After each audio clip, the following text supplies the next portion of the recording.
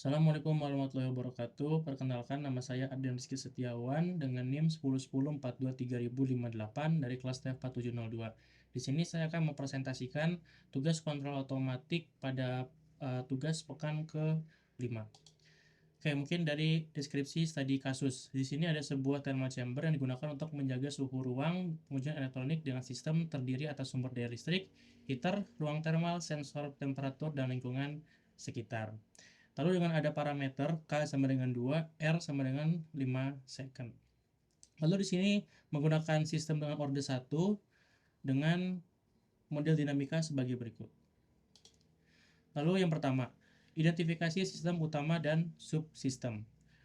Apa sistem utamanya? Yang pertama ada sumber daya listrik yang berfungsi untuk menyuplai energi.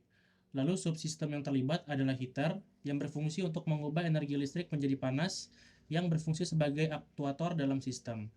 Lalu apa fungsi masing-masing subsistem? Yaitu ada sensor temperatur yang berfungsi mengukur suhu atau menjadikannya umpan balik kepada feedback kepada controller. Selanjutnya, jelaskan dengan bahasa sendiri bagaimana sistem bekerja mulai dari heater, diberi input hingga temperatur ruang berubah. Jadi sistem thermal chamber ini bekerja dengan prinsip perpindahan energi thermal yang mempunyai karakteristik hambatan waktu atau inersia. Yang prosesnya dimulai dari sumber daya listrik memberikan masukan berupa energi ke komponen heater. Dalam hal ini terjadi karena udara dan materialnya di dalam ruangan membutuhkan waktu untuk menyerap serta meratakan panas tersebut. Sensor temperatur akan mendeteksi perubahan suhu aktual dan mengirimkan informasi sebagai keluaran. Suhu akan terus meningkat secara eksponensial hingga mencapai titik keseimbangan atau kondisi steady state, di mana jumlah panas yang dihasilkan oleh heater sudah seimbang dengan panas yang dilepaskan ke lingkungan sekitar sesuai dengan nilai gain yang ditetapkan.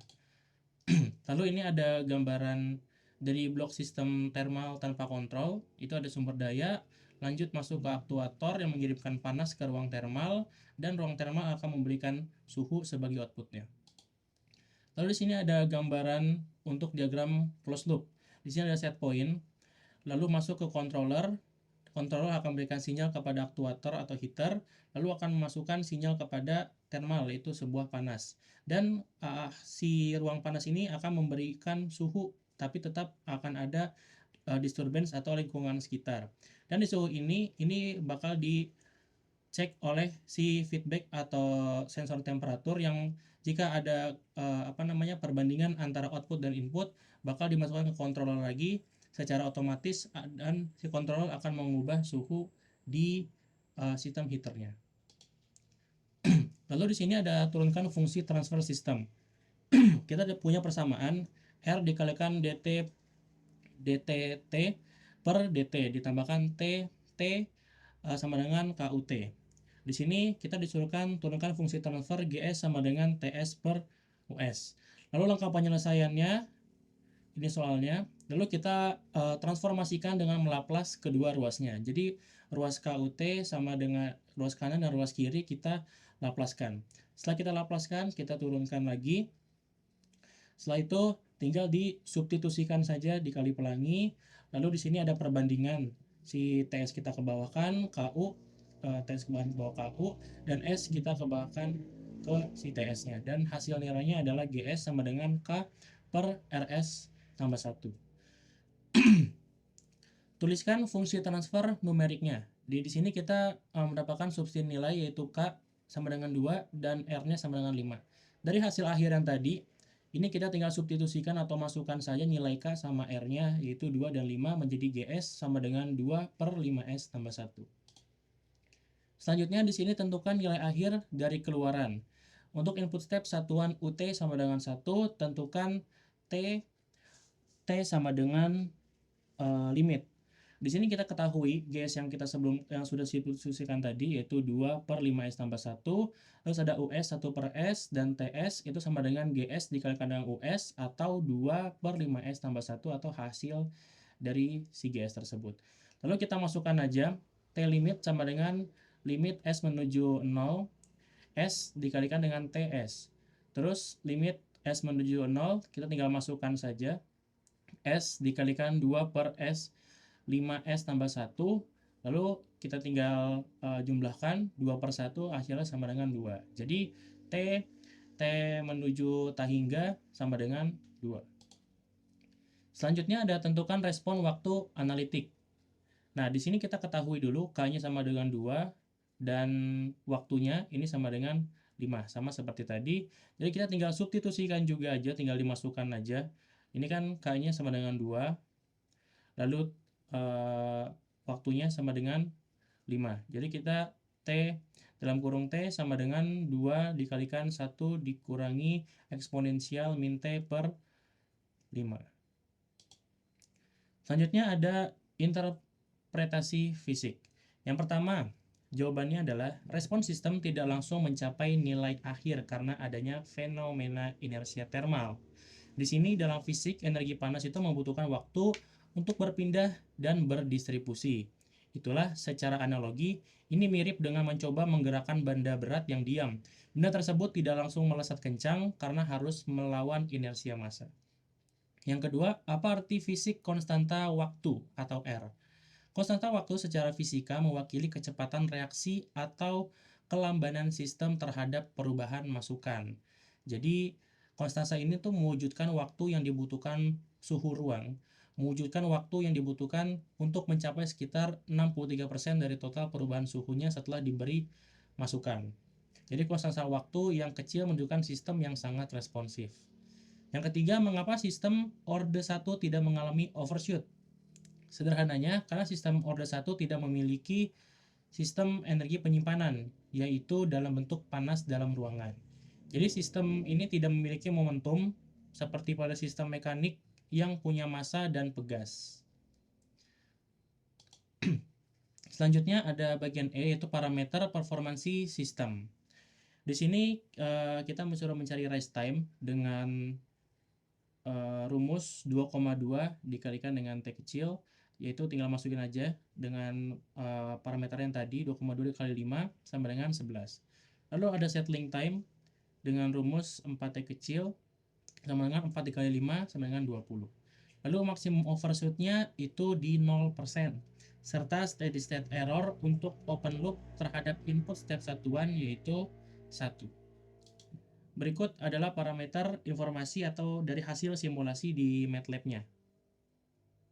Ini saya buat di MATLAB-nya dan ini hasil dari simulasinya. Lalu untuk masing-masing dari parameter tersebut, jadi rise time itu merupakan waktu yang dibutuhkan untuk suhu ruang untuk naik dari 10 ke 90% dari nilai akhirnya. Nilainya kan tadi di 10,99. Detik ini menunjukkan terhadap cepat respon awal sistem saat mulai dipanaskan. Lalu ada settling time, merupakan waktu yang dibutuhkan agar suhu masuk dan tetap berada dalam rentang toleransi di nilai akhir. Di sini kan nilai akhirnya itu kalau dengan secara teori di 20 detik dan hasil simulasinya itu di 19,5 detik. Jadi ini suhu yang cukup sangat stabil. Lalu overshootnya, kenapa nilainya 0? Ini dikarenakan sistem ini merupakan orde 1, jadi tidak memiliki momentum yang membuat suhu melampaui target. Makanya kenapa overshootnya nggak ada.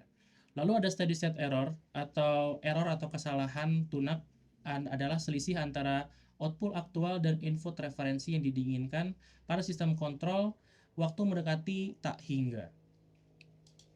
Selanjutnya ini ada script dari MATLAB-nya. Ini yang ada di MATLAB-nya, saya langsung SS-kan saja ke dalam sini. Lalu ini ada grafik dari script yang sebelumnya ini, hasilnya seperti ini. Hasilnya sebagai berikut dengan analisis. Apakah hasil simulasi sesuai dengan hasil analitik? Ya, sangat sesuai karena hasilnya itu sangat mendekati teori di 20 detik yang hasilkan 19,5 detik. Lalu bagaimana bentuk responnya? Responnya itu berbentuk eksponensial monotik. Lalu apa makna slope awal dan nilai akhir? Slope awal itu merupakan laju perubahan suhu maksimum, sedangkan nilai akhir atau steady state merupakan titik keseimbangan termal. Selanjutnya ada bagian G, yaitu pengaruh kontrol proporsional. Jadi kita di sini punya kontrol proporsional dengan CS sama dengan KP. Dengan KP-nya itu ada 1, 5, dan 10.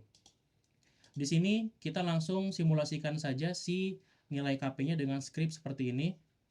Di sini sudah dimasukkan ya, ini script-nya, KP-nya ada 1, 5, sama 10 dengan script seperti ini.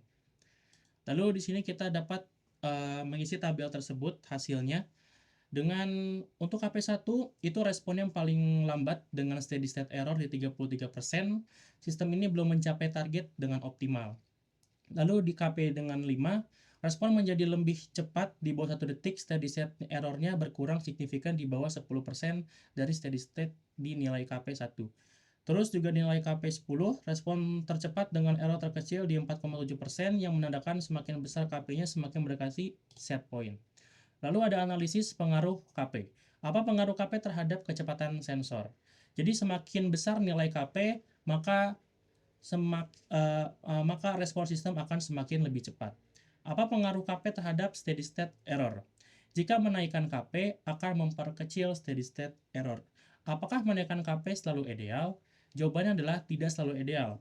Kenapa? Meskipun responnya jadi cepat dan errornya semakin kecil, tapi KP itu menyebabkan beban aktuator yang bertambah. Jadi bisa saja sistemnya malah menjadi tidak ideal karena membuat noise dan suara yang berlebihan yang menyebabkan di dunia fisik itu tidak nyaman.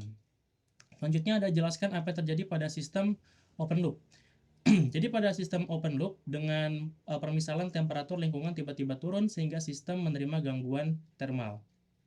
Sistem tidak mempunyai mekanisme umpan balik atau feedback untuk memantau suhu aktual. Jadi tidak akan terjadi apa-apa pada sistem open loop jika ada gangguan. Karena dia open loop tidak menerima feedback, jadi hanya satu jalur saja.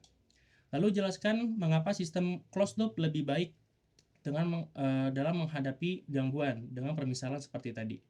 Sederhananya karena sistem open loop itu memiliki umpan balik.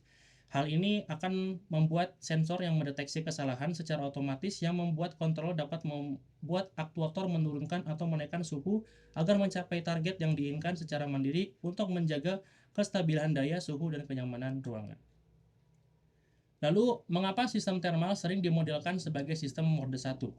Sederhananya, karena sistem thermal pada umumnya hanya memiliki satu elemen penyimpanan energi, yaitu kapasitas panas atau panas benda, dan satu hambatan aliran energi berupa resistensi thermal.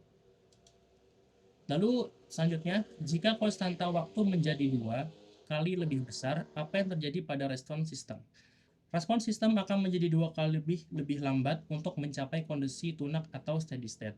Dikarenakan sistem membutuhkan waktu lebih lama untuk menyerap energi untuk mencapai persentase kenaikan suhu yang sama.